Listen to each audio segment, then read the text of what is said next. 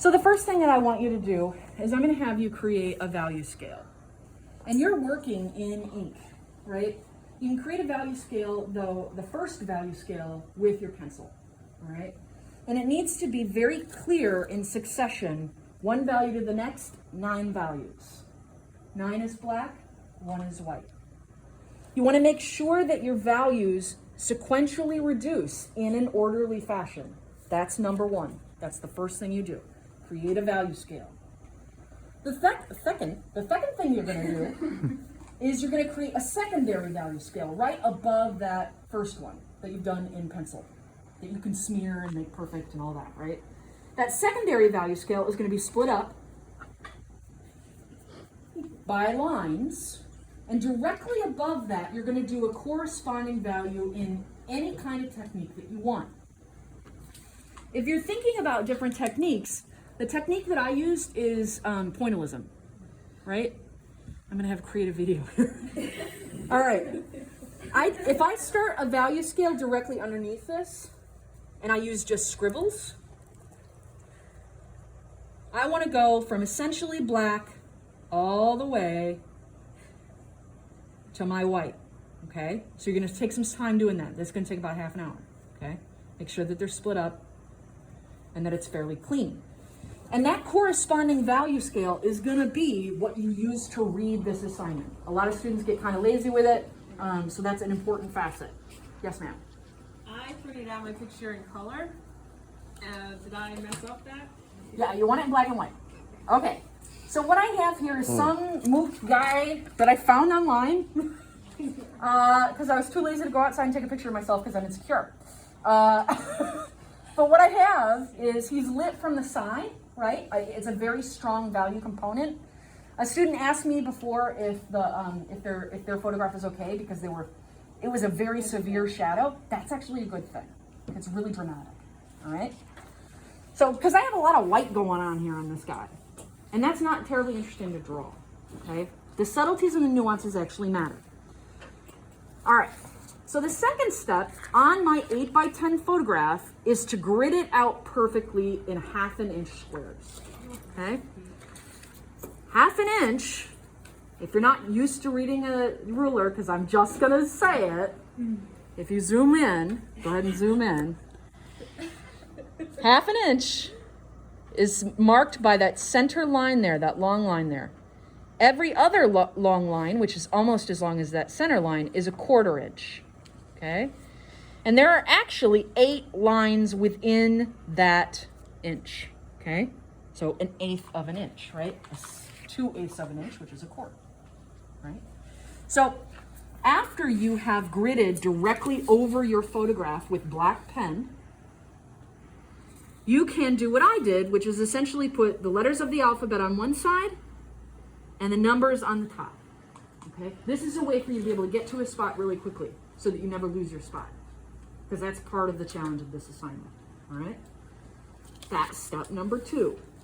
Step number 3, can I use a pencil? Is to transfer the grid that you've done here on top of your paper. And I asked that you have paper that was at least 16 by 20 because your drawing is actually going to be 16 by 20. I prefer your drawing to be actually 18 by 24.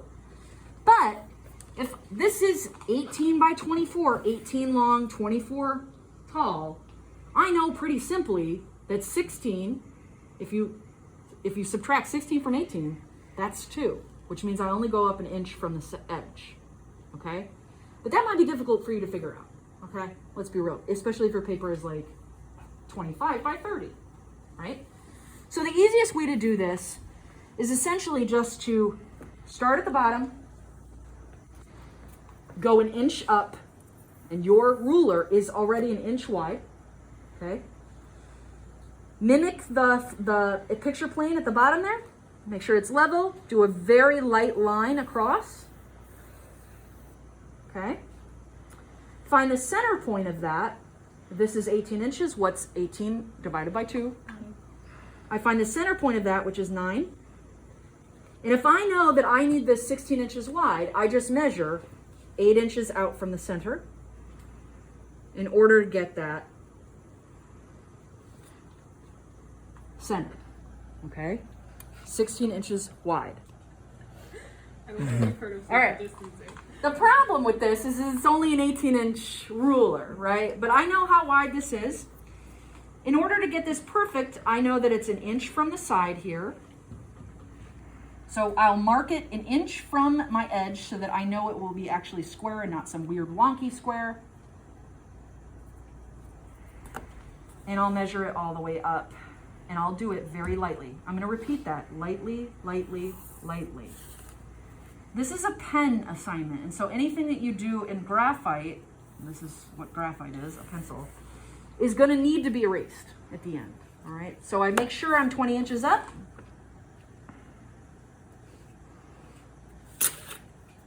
Two inches from there.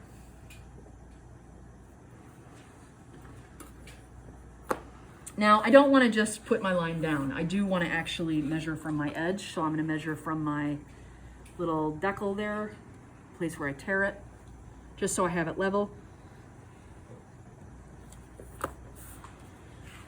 And then go over. Make sure I've got my 16 inches. 16, 16, and that's how you get it centered completely. Excuse me, sorry. Oh, there's a fly, gross. You have a question, tell me. So if it's supposed to be black and white, how do you get the light on it? Like, how do you get it to have that light effect if it's supposed to be black and white? How do you, Here, I'll show you. That's I gotta go. Hold on. Wait, how many people are talking and I'm talking to you? What did you say? all right, let's focus on this I on don't video. have anything important to say. All right, I'm just gonna say that it's in color. if you have a large area of white, Right. you won't render anything there. Okay, so let's show you now. This brings us to the next. I'm just going to grid a part of it. If you have 8 by 10, okay, you're going to have 1, 2, 3, 4, 5, 6, 7, 8, 9, 10, 11, 12, 13, 14. 14 half inches across the side here is what I have on my photo. It's not exactly 8 by 10, okay? So half inch, half inch, half inch, half inch. I have 14 of those. I'm multiplying this by 2. So if I multiply a half inch by 2, what is it? An inch. It's an inch. So all I got to do at my bottom here is mark every inch.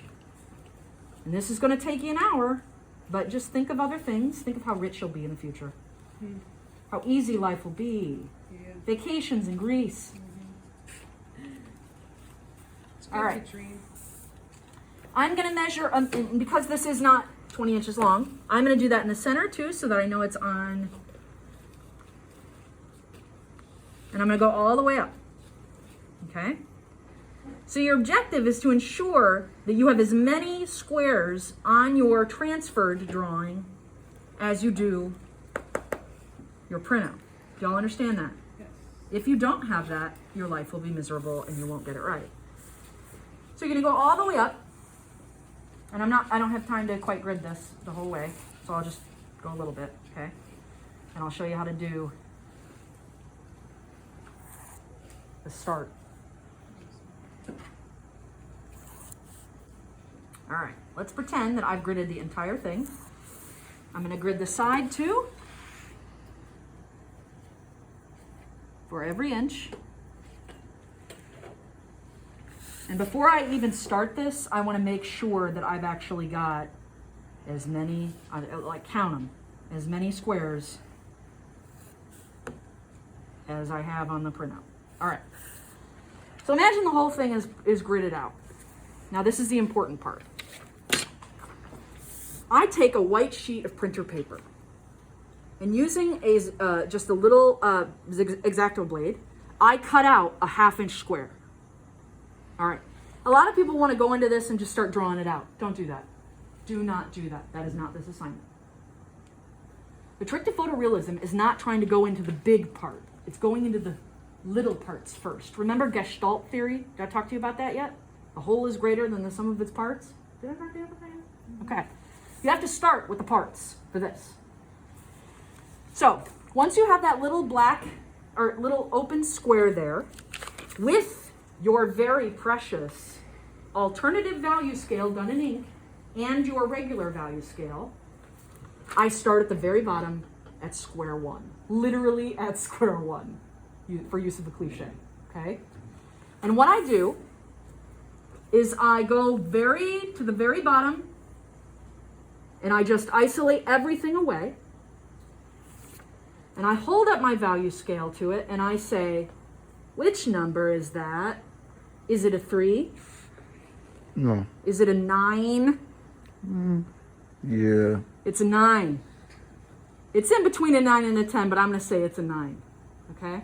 Yeah, I can go with my pencil, but this is not a pencil assignment. This is an alternative value assignment. So if this is my number 9, I'm going to do, and I'm actually going to use my scribble. I'm going to stay within the confines of my square and completely cover that whole thing with black. Y'all understand? But how do you? Well, this black. But like if you have to do 2, how are you gonna do that? If I have to do it too, I'll show you. Okay, imagine I cover that with black. Who's got a Sharpie I can use real quick? Thick, thin. Thick. Here, let me go for Now I'm going to warn you, if you choose to use pointillism like the first demo I did, it's going to take you forever. I'm just gonna give everybody in the house a headache. So your Sharpies will come in really handy, especially when you're doing the darker values. And I'm going to go kind of fast here because I'm going to make this a little bit of a looser drawing. Is that a number 9? Yeah, I feel good about that. Number 9. Now the thing is that the next square, and I'm going line by line by line by line. I'm not bouncing all over this to do this. The next square is probably the same thing, so I do the exact same thing on that one. Okay? And then the next square might be a little more complicated. It is! In fact, there's a number 9 and probably a number 2. Y'all see that number 2? How it's not white like up here? It's a number 2. So how do I do that? Well, I know how to indicate my number 9. So I do that. That's my alternative value.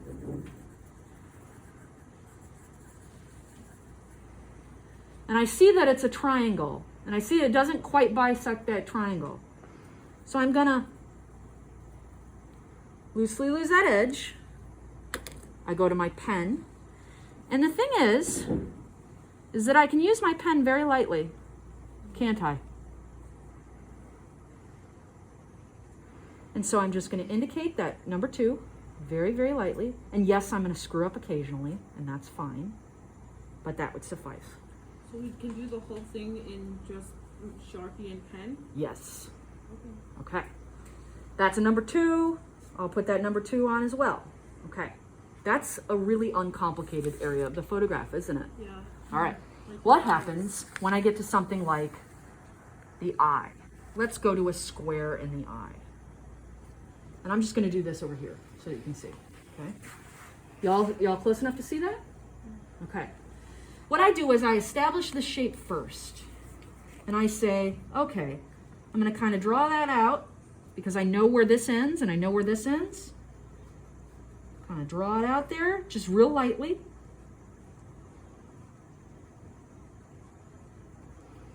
A little bit of a black in here. And then I can start with the values. I'm not going to worry about the hair of that yet. But basically I draw out the form that I have. Is that a number 2 compared to the eye? The upper.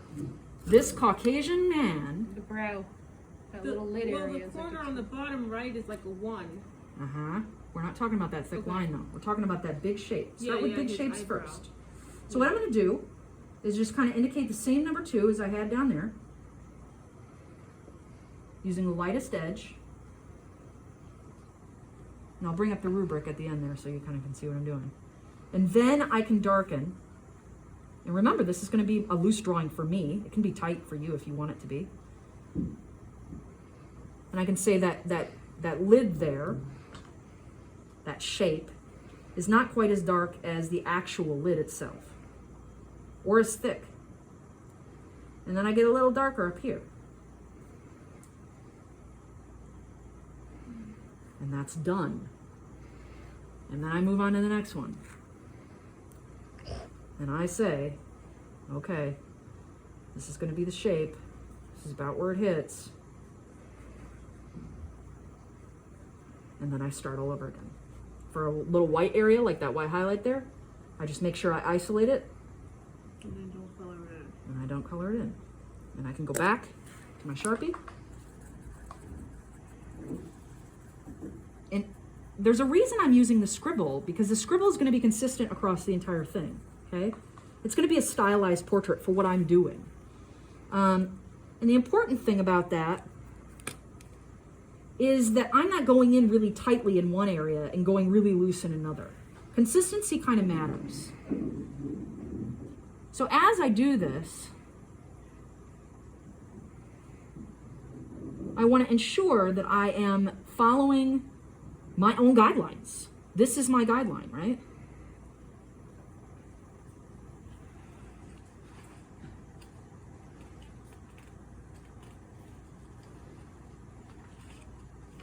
And then I move on. It's as simple as that. You have to use this method though. If you don't use this method, you will have a terrible drawing. Because it's what it's teaching you to do is to see rather than to identify. I see your eye, I close my eyes, I know how to draw an eye. It's not gonna look like a great eye, is it? It's gonna look kind of terrible. If I'm looking at her eye and I forget the fact that it's an eye, I'm able to see the shapes, I'm able to see the values, and I'm able to transcribe what it is that I see. You understand? So you have to do the meticulous thing. Put on a Netflix series, put on a documentary, and learn while you do it. It's the best way to do it. Any questions before I have him cut off the camera? Did you, that value scale, the squares, did you color that or did you print that and then? I just printed it for the demo. Okay. So you guys can print it if you want, or you can draw it, but you need to have an accurate 9 value scale. I'll bring up the PDF with the instructions as well. Then after you have that value scale, you do your alternative value scale. And for the first demo I did for my other class, I did Pointillism, which is also an option. But it's going to take forever. Just be real. Okay? Questions? Okay, you can cut off. Let me bring up the